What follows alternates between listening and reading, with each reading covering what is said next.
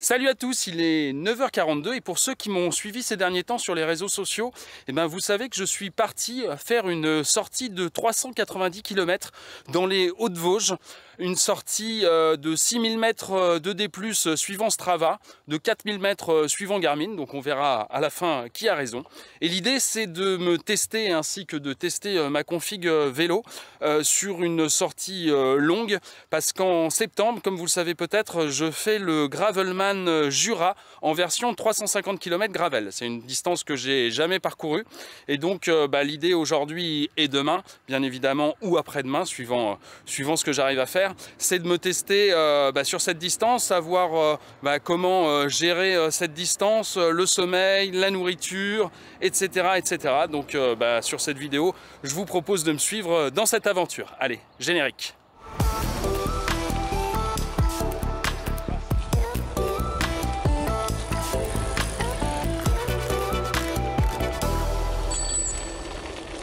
Vous ne pouvez pas imaginer à quel point c'est un kiff pour moi de remonter sur mon vélo et de repartir en solo sur une petite aventure comme ça de quelques jours en bikepacking. J'en avais pas fait depuis l'année dernière et là, là c'est les premiers kilomètres, ça fait déjà 12 km que je roule, et c'est du pur plaisir. Ça sera peut-être moins le cas à la fin du parcours quand j'en aurai plein les jambes et plein le cul, mais pour l'instant c'est un gros kiff et je vous invite vraiment, si vous n'avez jamais fait de bikepacking avec votre vélo, à tester le voyage lent. C'est vraiment quelque chose de super sympa pour découvrir des régions, des paysages. Allez-y, vraiment vous allez kiffer.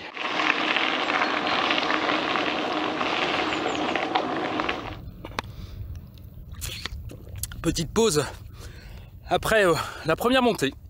Voilà, qui s'est plutôt bien passé. Sinon, on est en pleine campagne, juste à côté d'un petit calvaire ici.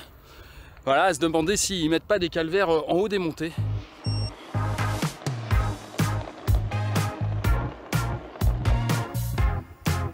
Lui, il s'est perdu tout seul au milieu du champ. Il est un peu comme moi, en solitaire, quoi.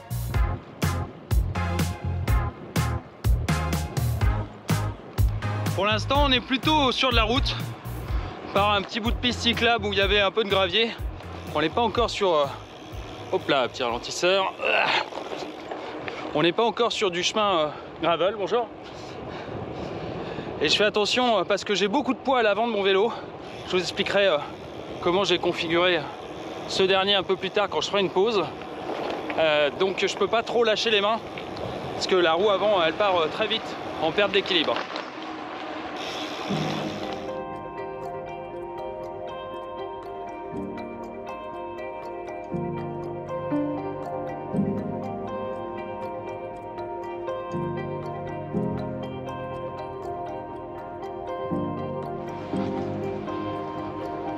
Là, on est toujours sur de la route, mais ça devient beaucoup plus vallonné. Ça va changer de vitesse en conduisant et en filmant, ce qui n'est pas forcément simple. Et là, les petits pétards ne sont pas indiqués sur mon Garmin, et pourtant ils sont bien là. Voilà, ça fait 3 de suite, alors ça monte pas très longtemps, mais ça monte dur. Je vous laisse parce que filmer tout en pédalant et en parlant, c'est pas hyper simple.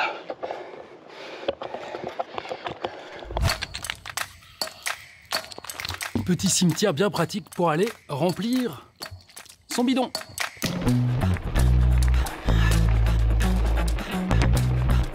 Ça y est, enfin, au bout de 40 km, c'est la première piste non goudronnée, comme me dit mon GPS. On est enfin sur un petit chemin gravel. L'occasion pour moi de tester mes nouveaux pneus. Je vous en parlerai aussi un tout petit peu plus tard dans la vidéo.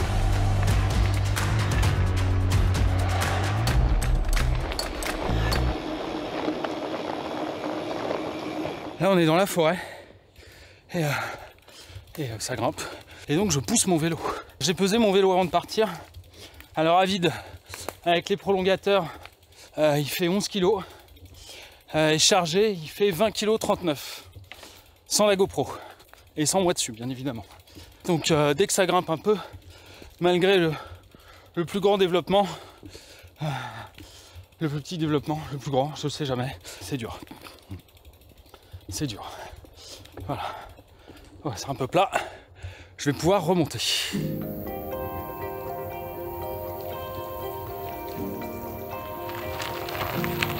Là, je suis sur la route forestière de Salzstrasse. J'espère que ça se dit comme ça. Et on est dans la forêt domaniale. C'est marqué un peu plus loin, genre là-bas, dans la forêt domaniale de Saint-Avold. Et j'en suis à 45 km à peu près. Pour l'instant, tout roule.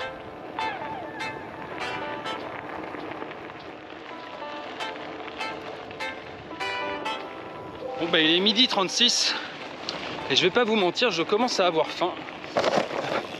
Alors j'ai bien mangé une petite barre de céréales ce matin, mais c'est un peu juste.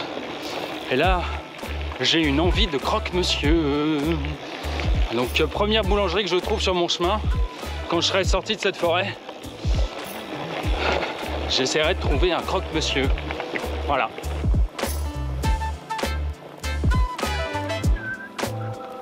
Alors j'ai un petit souci aujourd'hui pour ce tournage, c'est que d'habitude, pour tenir ma GoPro quand je pilote mon vélo, entre guillemets, j'ai une sorte de mort et je mets ma GoPro dans la bouche. Enfin dans la bouche.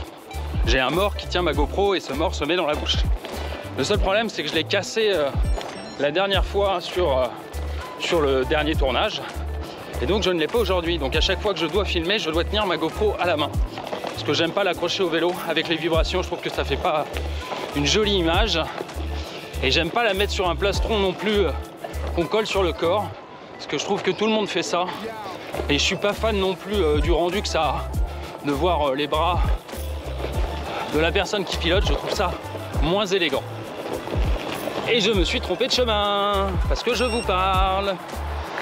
Oh, demi-tour. Je disais donc, maintenant j'ai retrouvé mon chemin. Je disais donc que sur les précédentes vidéos, j'avais donc un mort pour pouvoir mettre ma GoPro dans la bouche et pouvoir piloter avec les deux mains. Bah, c'est pas le cas, j'ai pas eu le temps d'en racheter un. Et bah là, c'est beaucoup plus compliqué de tenir la GoPro à la main en descente, de tenir les freins, etc. Donc la vidéo sera peut-être un petit peu différente cette fois-ci.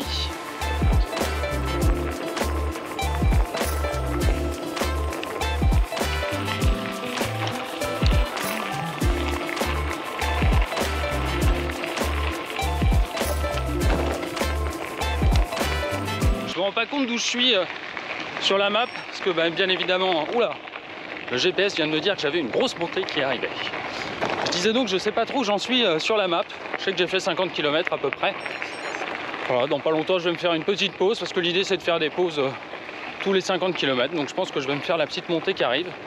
Et puis derrière une petite pause. Mais voilà, sans m'en rendre compte, je viens de passer en Allemagne. Et c'est mon GPS qui me l'indiquait parce que j'ai reçu un texto de Free me disant que j'étais passé en Allemagne.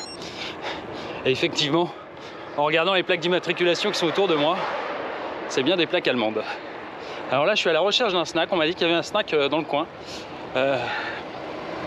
Donc peut-être une bonne saucisse. Ah voilà, il y a un Mato Grill.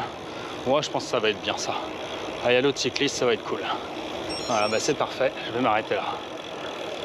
Petite pause dans un kebab à la frontière allemande. Ici, ils ont des petites boissons qu'on ne trouve pas chez nous. Mangue. Voilà, ça fait quelques kilomètres que je roule. Je vais essayer de me mettre au soleil.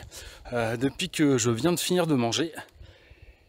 Petite montée, entre autres. Juste après un kebab, c'est un peu chaud, quoi. Histoire de se remettre en jambes. Et puis là, je viens d'arriver à un super point de vue.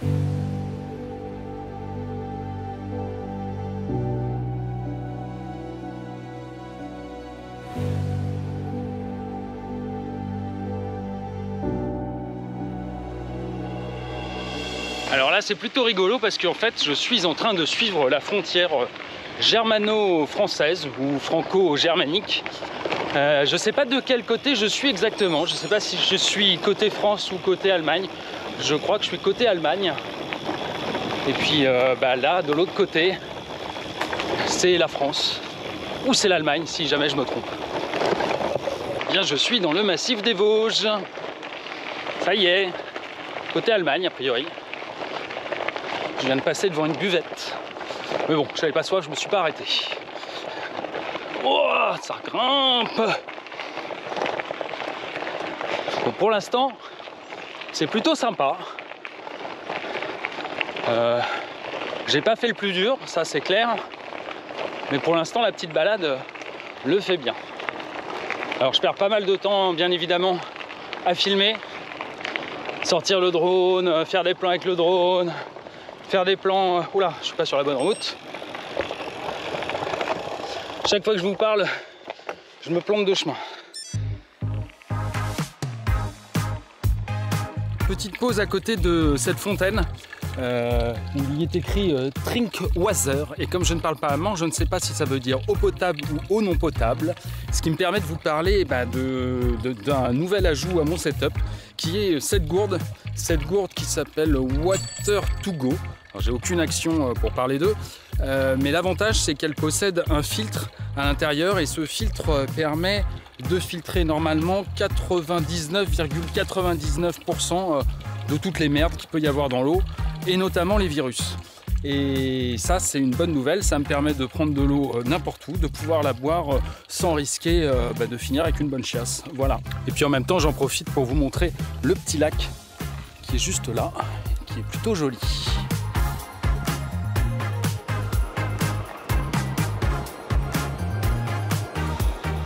Et ici, on est toujours côté allemand, parce que les plaques sont en allemand et partout, c'est écrit en allemand. On est à Saint-Nicolas. Alors je profite que ça soit un petit peu roulant ici, enfin que je sois pas sur du gravel, pour vous parler du nouveau train de pneus que je viens d'installer sur mon vélo. Alors c'est du Hutchinson Cinturato.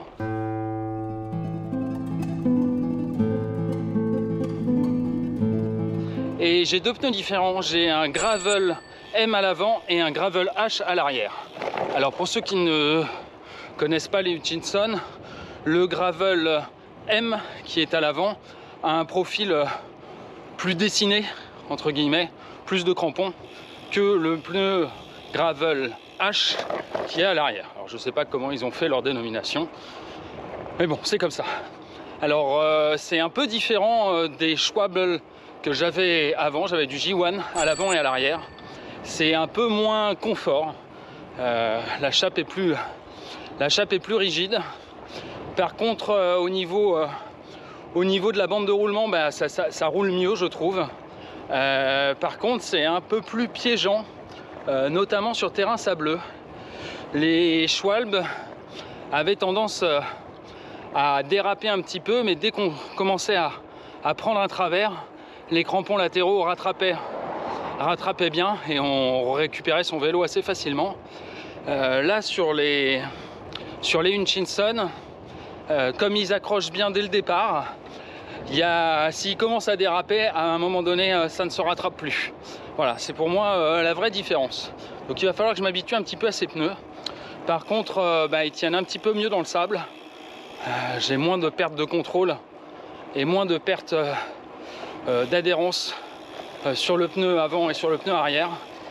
Et ce que je trouve aussi pas mal, c'est qu'au niveau de la traction sur le gravel H que j'ai à l'arrière, c'est plutôt un peu plus efficace que le Schwalbe G1 que j'avais avant. Voilà pour mon petit compte rendu sur ces pneus. Alors en ce qui concerne la pression, aujourd'hui ils sont gonflés à 2,5 bars, parce que mon vélo est lourd. D'habitude je les gonfle à 2 bars 3, 2 bars 1 pour être plutôt confort. Mais là, comme j'ai 10 kg sur mon vélo, je les ai gonflés un petit peu plus. Alors là c'est assez fou parce que je viens d'arriver au poste 1 de Morsbach. Voilà, donc on pourrait croire un petit poste de gare plutôt classique. Sauf que derrière moi, ici, sont entreposés des milliers de wagons. C'est assez ouf.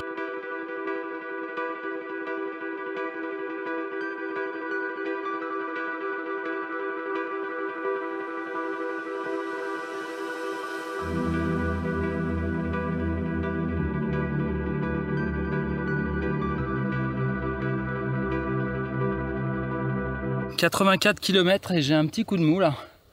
Il faut dire qu'il fait très chaud. Il fait 32 degrés sur mon GPS. Et je suis en plein cagnard depuis un petit moment. Alors j'ai de la chance, je suis passé par un petit cimetière tout à l'heure Et donc j'ai pu re-remplir mes gourdes avec de l'eau fraîche et puis boire un bon coup. Est-ce que je pense que je commençais à me déshydrater un petit peu.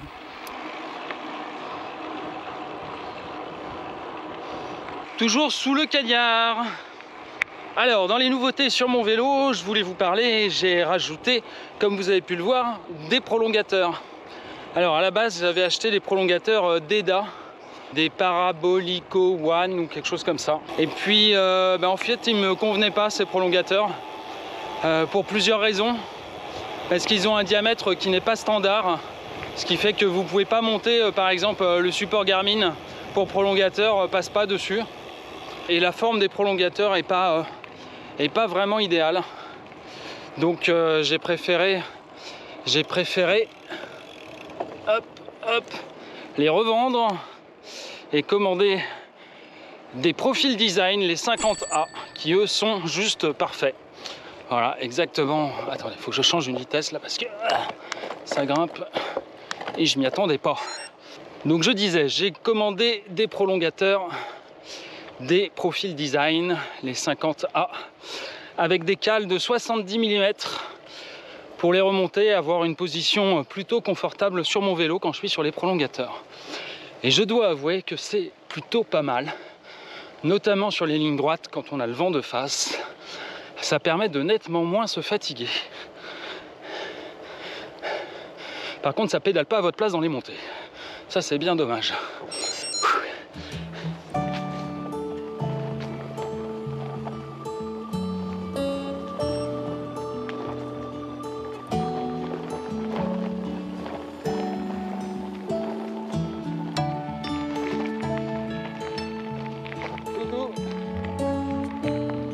Là, ça y est, je viens de faire les 100 premiers kilomètres. Et là, les derniers kilomètres ont été plutôt durs. C'est pour ça que je me suis arrêté pour faire une grosse pause. Une grosse pause pour me reposer, pour manger un petit peu. J'ai fait une petite pause de 20 minutes. Voilà, mon petit vélo qui est par terre. Et puis, j'espère que ça va me redonner un peu d'énergie pour repartir. Parce que j'aimerais bien encore faire au moins 60-80 km. Histoire de bien avancer aujourd'hui. Mais là je commence à avoir mal aux jambes. Le manque d'entraînement se fait sentir. Voilà, c'est comme tout, hein, quand on s'entraîne pas, la machine elle marche pas bien. Bon là je vais repartir et puis on verra bien ce que ça donne. En tout cas, une chose est pas mal, c'est qu'il y a pas mal de champs là dans le coin. Donc au pire, si je veux dormir, je pose mon matelas sur le sol directement et je me fais un petit dodo. Ici, là, je suis arrivé sur le canal de la Sarre avec une jolie petite écluse juste ici.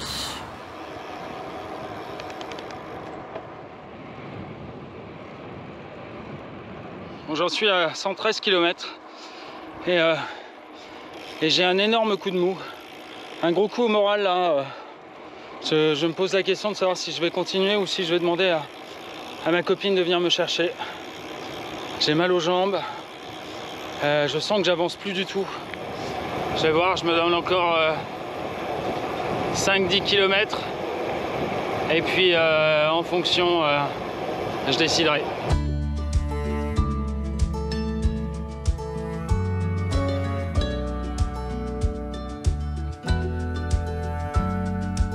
Et là j'arrive plus, ça grimpe en plus beaucoup là.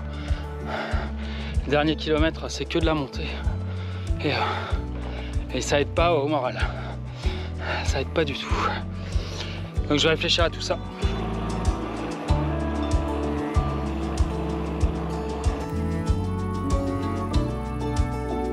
Retour dans la forêt. Le ciel, la lumière est en train de tomber. Et il paraît que je dis beaucoup de E dans mes vidéos. Vous êtes deux à me l'avoir fait remarquer, effectivement. C'est quand je cherche un peu mes mots. Donc la lumière est en train de tomber. Moi je vais continuer. J'ai pas encore allumé ma frontale, etc. J'ai passé un restaurant mais il était complet, donc je me suis pas aventuré pour manger. Puis c'était un petit peu chic. Je suis un peu dégueulasse. Donc au pire je mange pas ce soir. J'ai de quoi me ravitailler dans mes poches. Donc on verra. Pour l'instant j'ai un petit peu de gouache qui est revenu.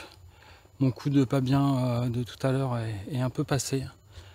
Heureusement, parce que j'étais vraiment pas bien. Là, ça va un petit peu mieux, j'ai réussi à avancer. On est à 130, je dis pas de bêtises. Attendez, je regarde. 130 km. L'idée, c'est d'arriver jusqu'au col de l'Héliès, où peut-être je pourrais monter tout en haut et dormir en haut, ce qui serait pas mal. Je sais pas si on se rend trop compte, mais là, je viens de pousser mon vélo dans cette montée. Et 20 kg dans un truc qui grimpe comme ça. Wow, ça vient de me tuer. Bon bah il est 21h10, je suis en pleine forêt. Et il y a un quart d'heure, 20 minutes, j'ai pris la décision de contacter ma compagne pour qu'elle vienne me chercher à la prochaine ville, voilà. Ça pour plusieurs raisons. D'abord parce que je suis fatigué et je suis pas sûr même si je m'arrêtais là, de pouvoir refaire la même chose demain, voire un peu plus, ce qui serait plutôt compliqué. Voilà, le manque d'entraînement se fait sentir. Et la deuxième chose, j'ai eu un petit coup de blues. Voilà, en fait, je suis parti en Colombie 10 jours, et puis là, je suis rentré hier, j'ai vu mon fils une demi-journée, et puis voilà, j'ai envie de passer un petit peu de temps avec lui. C'est comme ça, c'est ça la famille, c'est primordial. Donc ma femme va me gueuler dessus parce que je suis à 1h30 de l'endroit où elle était. Donc elle vient en voiture me chercher. Donc ça lui fait perdre 3 heures. Je pense pas qu'elle va être très contente. Voilà. Moi la prochaine ville elle est à 11,54 km. Il va me falloir 27 minutes 40 pour y aller, en pleine forêt encore. Heureusement, j'ai mes petites lampes qui marchent plutôt très bien. La forêt est calme, pas d'ours, pas de lynx, pas d'écureuil non plus. Je vais repartir tranquillement, en plus j'ai presque plus d'eau. Et là, je viens de me taper une grosse montée, donc j'ai un peu soif. Mais j'économise, parce qu'il me reste encore quelques bornes à faire.